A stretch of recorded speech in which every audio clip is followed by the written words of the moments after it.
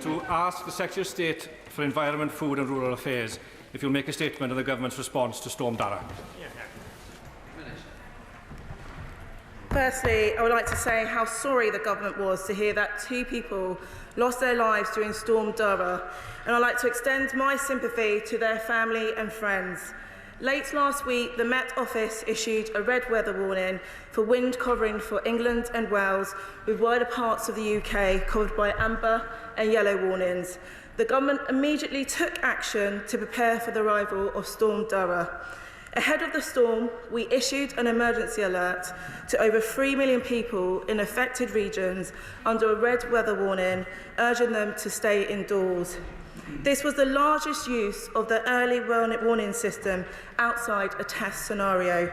Impacts, although widespread, were managed effectively, and local response mechanisms worked to mitigate impacts. Of course, for the households and businesses affected by disruptions, this would have been a very distressing few days. Over 2.3 million customers have had their power restored since the storm made landfall, and as of this morning, just under 24,000 customers remain without power, and reconnections are continuing at pace. Operators expect to have all remaining customers reconnected by tomorrow. I'm very grateful for response from colleagues in devolved administrations and also local resilience forums around the country. And I'd also like to pay praise to our emergency responders and utility workers who have worked and indeed are continuing to work so hard in very difficult conditions in order to help the public manage the impacts of the storm. Bentley.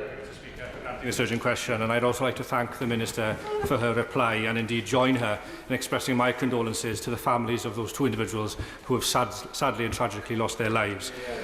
The storm left hundreds of thousands of homes without power and disrupted critical infrastructure, and we are all grateful to the engineers who are working tirelessly to restore power under very challenging conditions. And I should also like to pay tribute to the emergency services and local authorities who have also worked very hard to clear roads and to offer support to households where possible. However, I am deeply concerned, Mr. Speaker, about the thousands of people still without electricity. This storm has brought into very sharp relief just how dependent other key utilities are on electricity, from heating to water supply to mobile phone networks. The latter concern is compounded in rural areas by the fact that many have lost their copper landlines in the recent digital switchover and now use a system that is dependent on mains power supply. Villages such as Blaenforce, Pontrhydygroes and Ponderwyd in my constituency, to name just a few, have not only been without power, therefore, but also periods without water, heat and any means of communicating for help and support.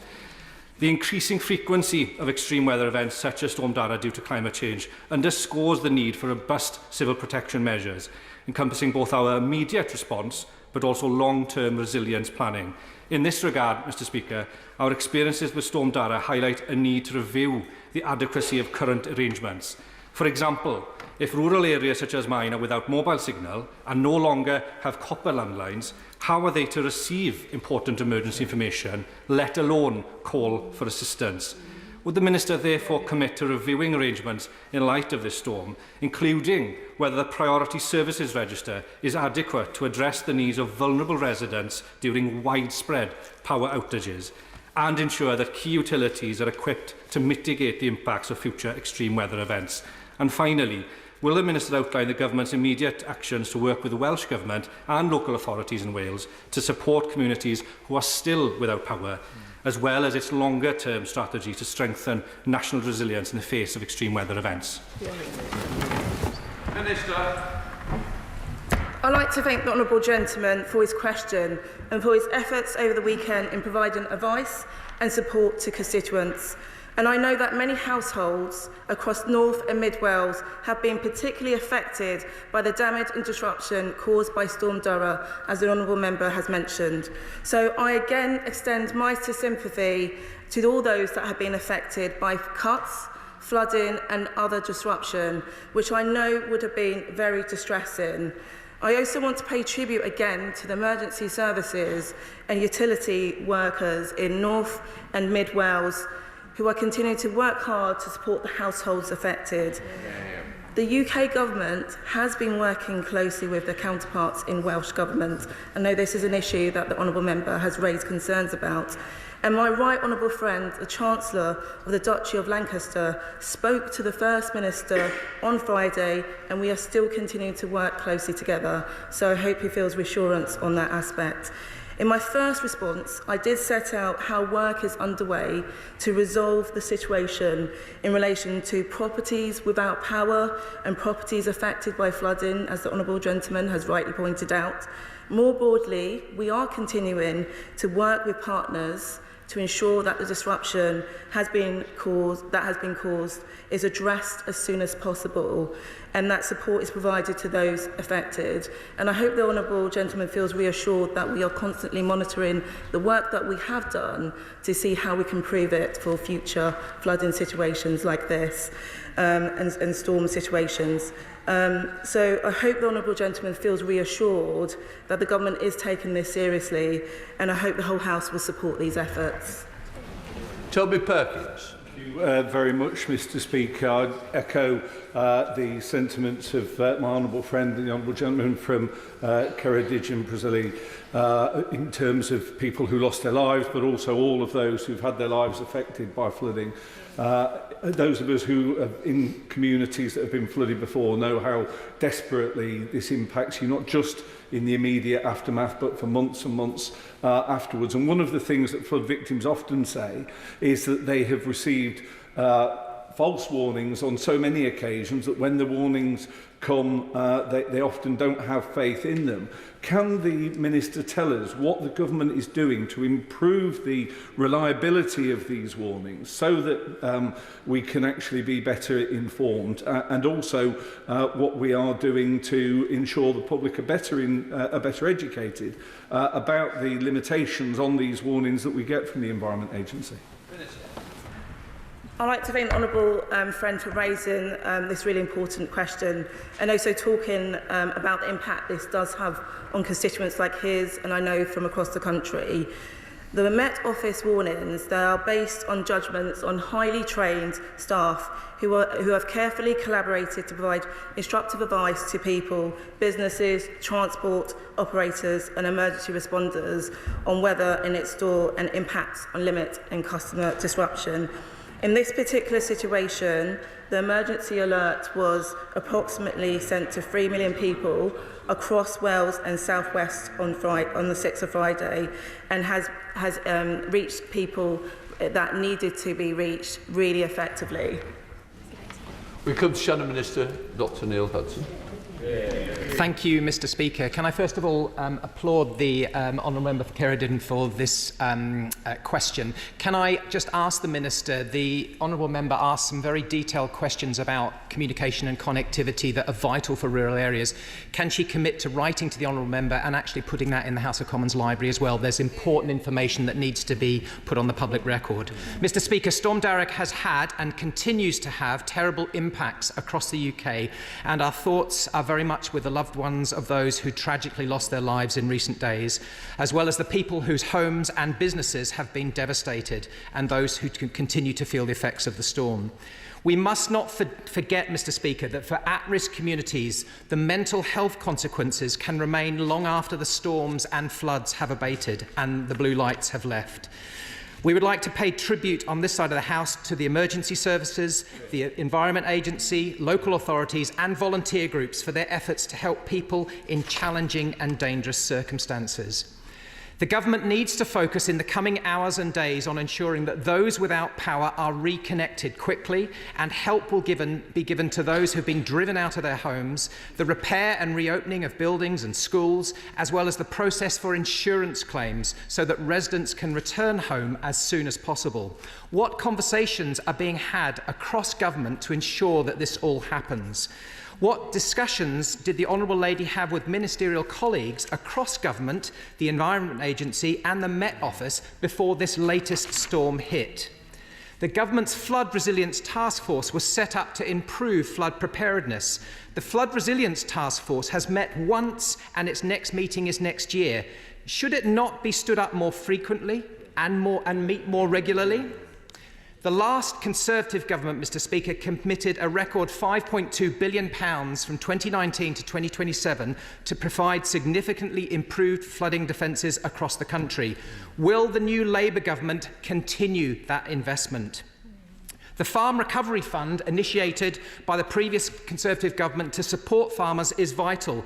But is there new money there now for these recent storms like Bert and Darragh? And finally, Mr Speaker, can the government confirm there is an ongoing commitment to the communities hit by these increasingly common extreme weather events?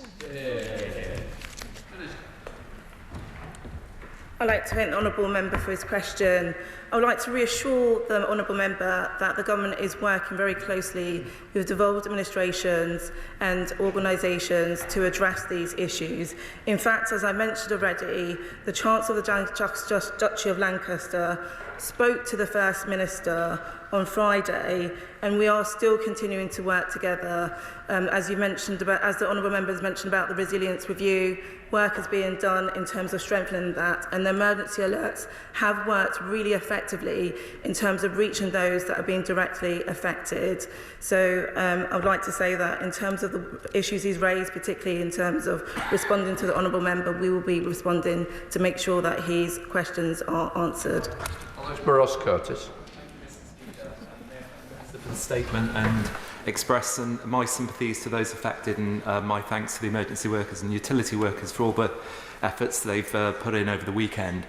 In constituencies like mine in Cardiff West, this storm was of great significance, and I appreciate what the Minister has said in terms of the efforts and conversations between this government and the Welsh Government. I wonder if she can say any more about that and assure us that in the lessons to be learned from this about resilience and dealing with any future storms, that those lessons will be shared with all of us in this House as well as our colleagues in Wales. I'd like to thank the Honourable Member for his question. Like him, I recognise the impact this has had on individuals. In terms of the work we've been doing with the devolved administrations where his constituency is, we've been working very closely with the Welsh Government, particularly in looking at the civil contingencies response structures in response to Storm Darragh, and we have convened an all-Wales Civil Contingency Committee, and officials in the UK Government are regularly engaged with the Welsh Government in terms of this and making sure that local responders are working really effectively. And we will be looking to see what else we can learn from this situation. Liberal Democrat spokesperson Tim Farrell. Mr Speaker, and my thanks also to the Honourable Member for Ceredigion and Preseli, who asked an excellent question and raised this very important issue today. My thoughts also are with those who've lost their lives and the families of them who died tragically this weekend, and with all the communities who are so terribly affected by this. I have immense gratitude, as I'm sure we all have, for our emergency services, utility company staff, local communities who responded with such effectiveness and compassion. We were affected in Westmoreland, not as badly as many people here, however, but it was just last week, it was the 9th anniversary of Storm Desmond, and we remember and bear the scars with that as we stand in solidarity with all of those who are so deeply affected right now. The storm reminds us, Mr Speaker, of our duty to protect homes, communities, farmland and businesses. In the budget, the Government agreed to funding for flood defences up to March 2026, with the potential threat of reduced funding thereafter. So I wonder if the Minister would take this opportunity to guarantee as minimum the current level of funding for flood defences beyond March 2026. So much farmland, Mr Speaker, has been affected by this storm, yet farmers are key to successful flood management, storing water and slowing the flow, so to protect villages and towns downstream, such as Appleby and Kendal in my communities. So will the Minister now agree to look at increasing the Elms budget to help our farmers to be our first and best defence against flooding? And finally, would the Minister confirm that the Government will expand eligibility for the Farming Recovery Fund, and will the Government publish an up-to-date water management strategy to set out a plan for urgent maintenance and upgrades to flooding defences to protect homes, farmland and businesses at risk? I'd like to thank the Honourable Member for his question. The Government is working at pace to step up further preparations for the winter. We've invested £2.4 billion until March 2026 to improve flood resilience and better protect communities across the country. We are also looking at lessons from the floods, which are being directly fed into the Flood Resilient Task Force, which has been set under this new government. And that would be looking in terms of flood defences and bolstering the nation's resilience to extreme weather. I had the opportunity to attend the Flood Resilience Task Force with a wide range of stakeholders, and it was a positive way to address the future issues. With regards to farmers, we do recognise the significant impact that flooding does have on farmers and rural communities. That's why we are providing up to 50 million for internal drainage boards and an additional 60 million through the Farming Recovery Fund. Catherine Vokes. And thank you to the Minister for coming to the House to explain what's been going on with Storm Darragh. I want to thank, like everyone, the emergency services and Monmouthshire County Council for all the work they did this weekend. Over 2 million households lost their power this weekend, including a group of constituents in Llangibby, one of which was extremely vulnerable. How many households have been reconnected? If the Minister could share that with us. Thank you. I'd like to thank the Honourable Member for raising her question. As she's mentioned, up to 2.3 million customers lost their power during the storm, and as of just this morning, as I mentioned, just under 24,000 customers are without power. We've been reassured as a government that the operators will be due to reconnecting all of them by tomorrow. David Chadwick. Thank you, Mr. Speaker. I want to join the House in paying tribute to the emergency services, including Mid and West Wales Fire and Rescue Service, Dyfed-Powys Police and Powys County Council in my own constituency, who have been working tirelessly to keep people safe over the past few days. Communities across Wales, and in my own constituency of Brecon, Radnor and Cymru, have been battered by this storm only a few weeks after already taking significant damage from Storm Bert. Many of my constituents in the Swansea Valley were left without power for over 48 hours, and some might not have power restored until Thursday. Likewise, many water supplies have been disrupted, and towns such as Bilth Wells have experienced significant flooding. Can the Minister tell me what support the UK Government is providing to Wales to ensure that power is restored as soon as possible to these households? I'd like to thank the Honourable Member for his question and also like to say sympathy to those constituents of his that are still directly affected. Our priority is that we are still trying to make sure that everyone without power is being reconnected as quick as possible. And our colleagues in the Department for Energy Security and Net Zero have been receiving regular updates from the Energy Network Association with regards to electricity outwards, and work is being done swiftly to make sure those that are directly affected get their power as soon as possible. Steve Witherden. Thank you, Mr. Speaker. And can I also thank the Honourable Member for Ceredigion and Preseli, my neighbour, for bringing this question. I'd like to add my voice to the chorus of voices thanking the emergency services, but I'd also like to pay tribute to communities and local businesses such as The Hand in Llanarmyndyff and Ceiriog in my constituency, who it brought out the best in society. Sometimes the worst weather brings out the best in society. Would my right honourable friend join me in paying tribute to local businesses and civic society for all their work in helping those most affected by the storm? I'd like to thank the Honourable Friend for that question. Local businesses, local resilience forums, emergency services have played such a powerful role, and it's been very great to see communities and businesses come together to address these issues. So I would like to also share with him the thanks as well. Seamus Logan. Thank you, Mr. Speaker. These storms are becoming more frequent. We have probably more experience in Scotland than most yet there's a prevailing sense that we lurch from one storm to the next. For example, with Storm Bert, there were concerns that the Met Office didn't issue enough warnings early enough. So can the Minister tell us to what extent she is bringing together the four nations to share their learning from these various storms so that we can respond in a better way? Minister. I'd like to thank the Honourable Member for his question.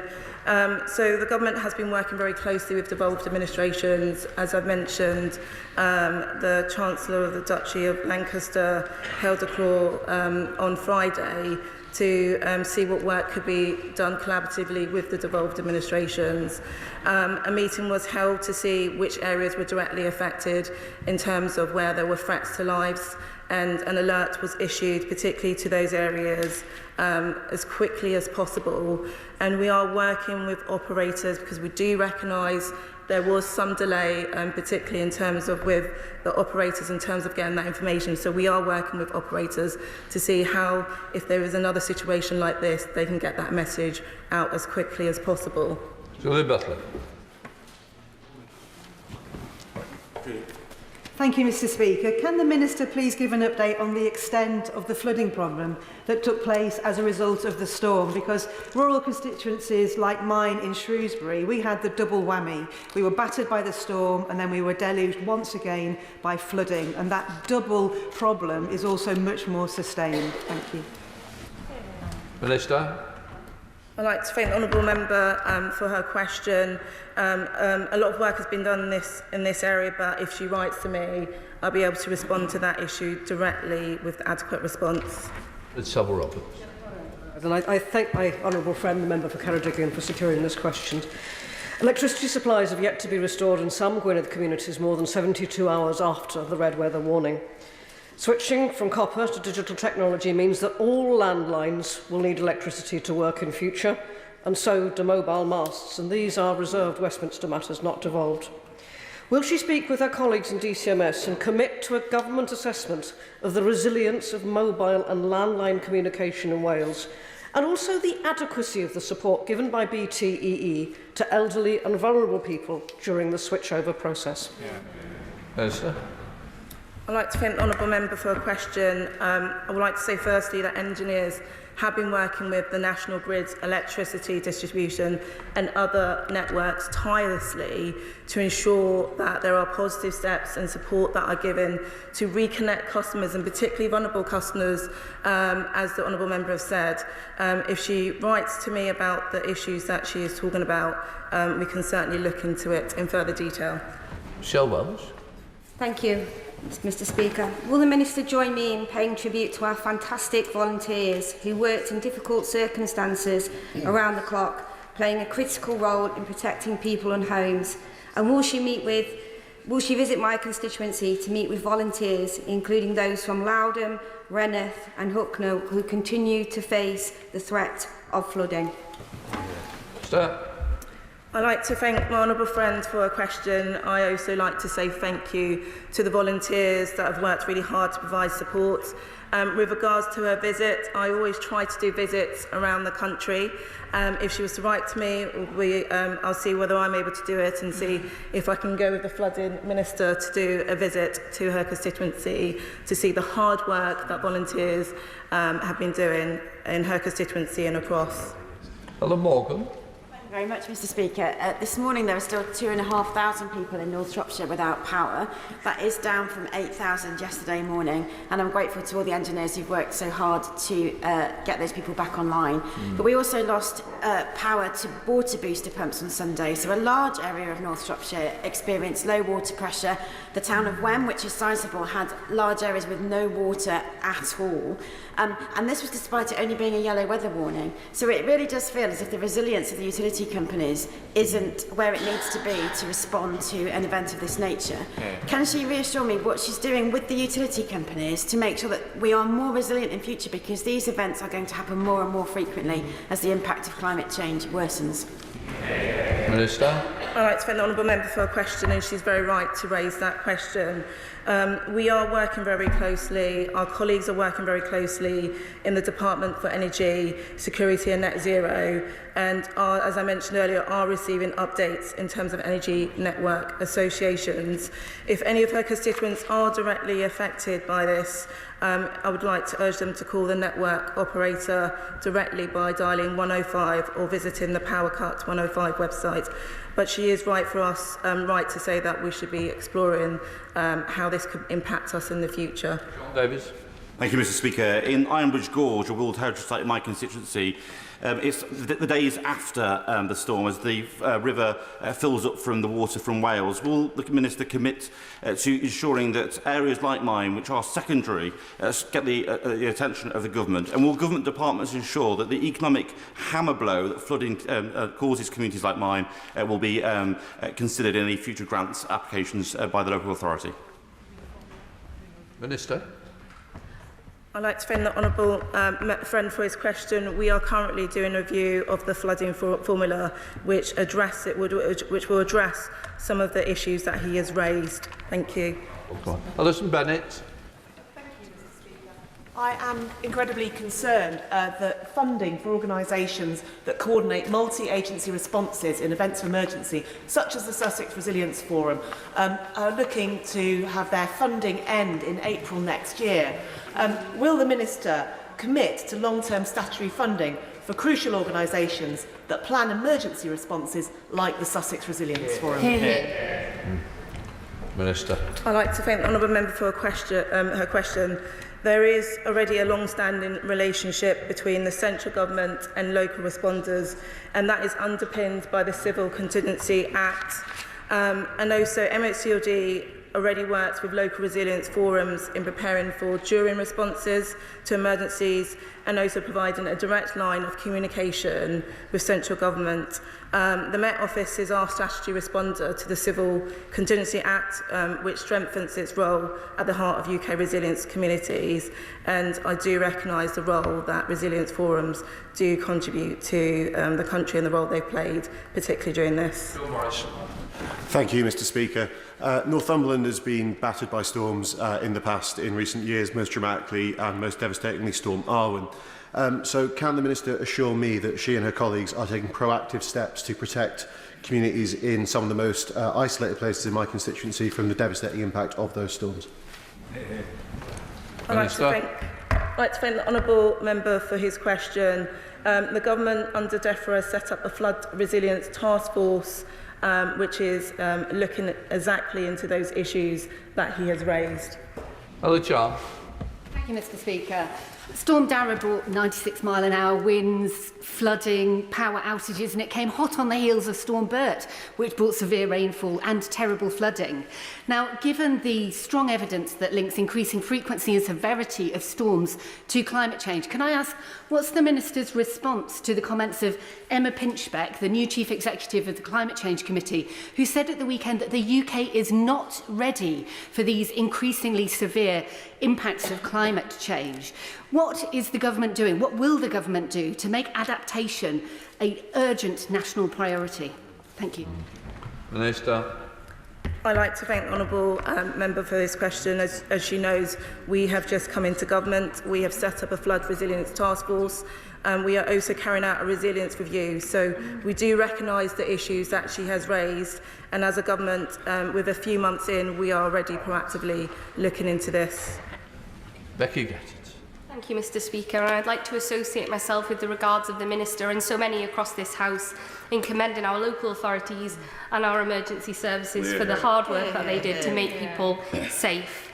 We know that the storm caused so much damage. Communities in my constituency, like Northup, without power for several days, and sadly I know many of us had plans to go out and support our local high streets on Small Business Saturday that are struggling.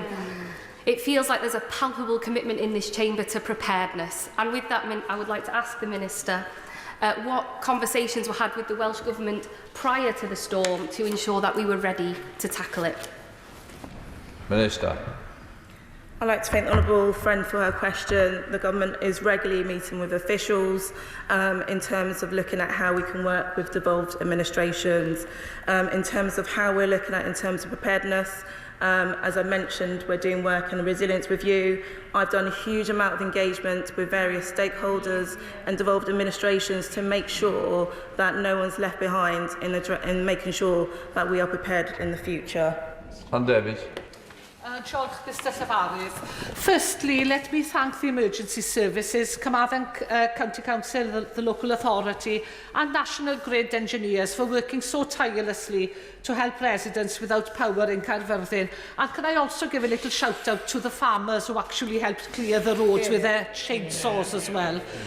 But with many areas locally on their 4th day without electricity and most not being promised a connection until Thursday, some also without water and connectivity, it's clear we need additional help.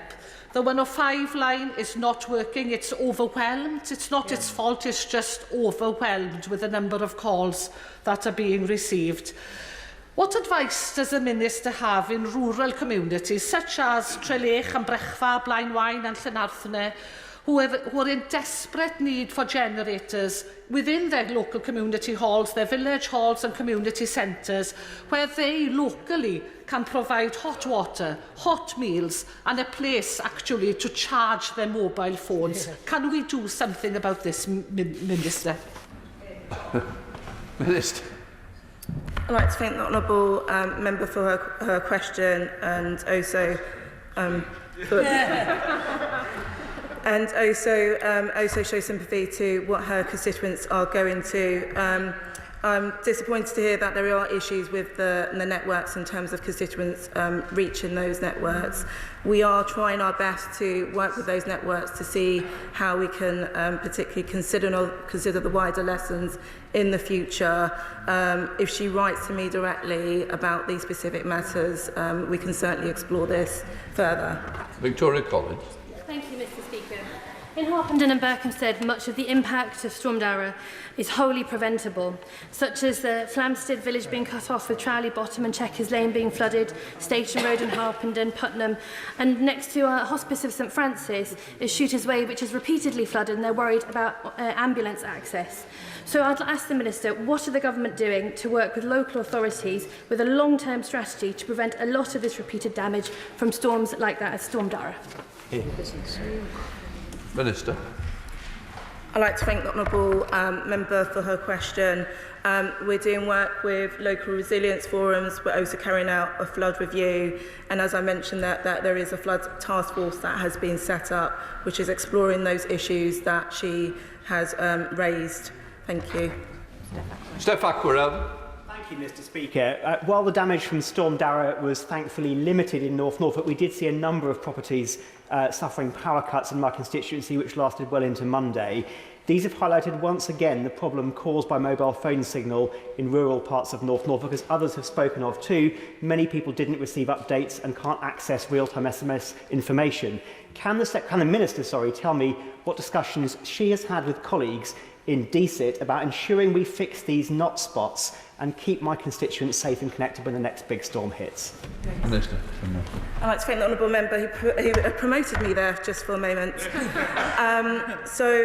DSET is looking into this and seeing how those issues that he has raised can be looked into it, and I do recognise that there were issues particularly with networks and access to mobile networks, which was a real challenge in terms of reaching people, particularly vulnerable individuals. So this is something that is currently being reviewed by my colleagues in DSET. Llynos Medi. Diolch, Cyfarwydd. Storm damage in Holyhead has led to severe disruption to the second busiest road of port in the UK, with the ferries being cancelled to Ireland. This weekend also saw the closure of the Britannia Bridge to all vehicles. The vulnerability of the island's connection to the mainland has been of concern for several years, with access to our main hospital at risk. What assurance can the Minister give me that island communities like my constituency of Ynys Môn are safeguarded in the future with extreme weather? Minister. I'd like to thank the Honourable Member for her question. This is something that I've been particularly concerned about, particularly when looking at the work of resilience in terms of who may be affected with issues like this, particularly vulnerable people and people that may not be, may become vulnerable as a result of something like this. It's part of the work that we're doing into the review. And I know that local resilience forums have also been looking into this. For us, we are working closely with Welsh local authorities and the government to see how these issues could be addressed. Chloe Young. Thank you, Mr. Speaker.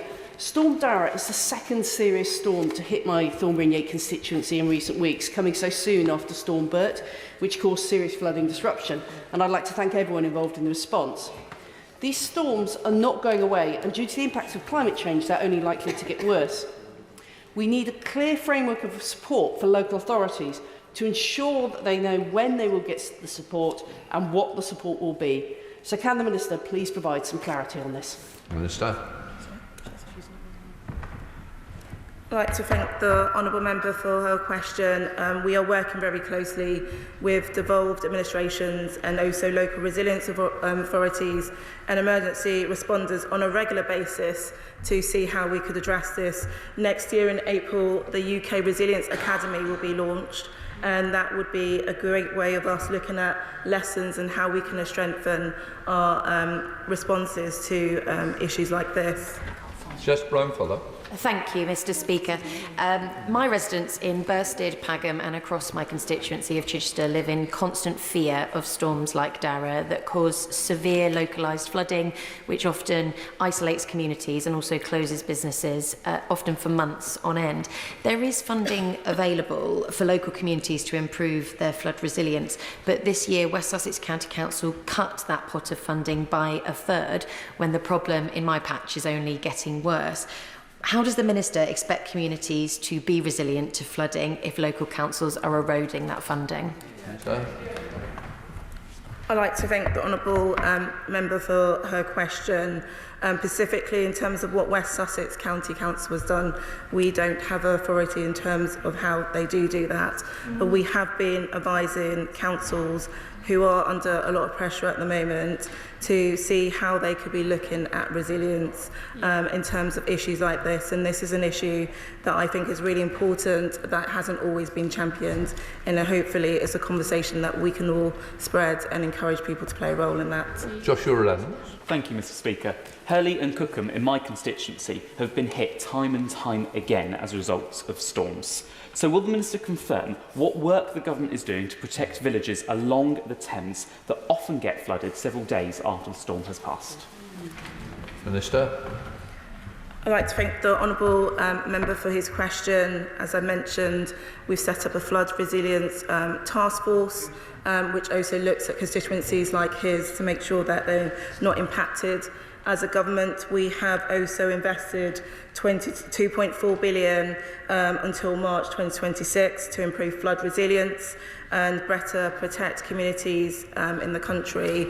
And also DCIT is also looking at particularly UK power networks to see what role they could play, and also the red alerts the emergency alerts that were issued on Friday. We are looking at lessons learnt to see how, if we roll this out in the future, how it could be effectively used.